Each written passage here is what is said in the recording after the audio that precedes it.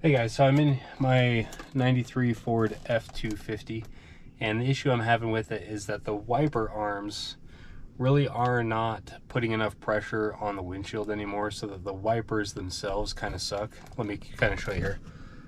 So on the passenger side, along with the driver's side, you can see the wiper no longer really cleans it. It leaves a big streak mark on it still.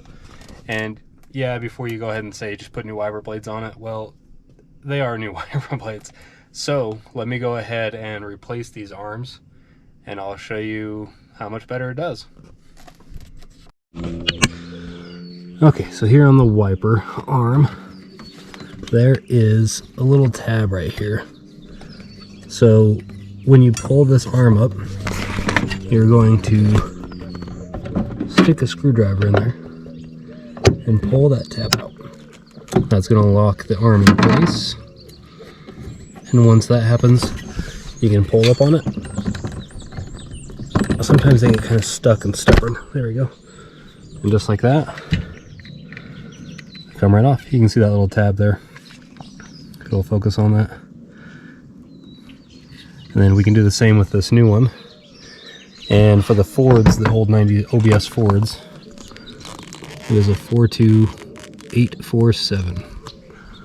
And to reverse, just reverse the process to put on the new one. Alright, so I pushed on the new one all the way.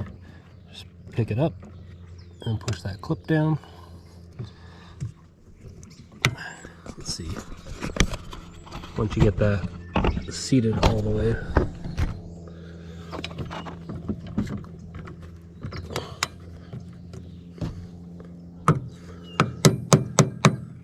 there we go, locked in place.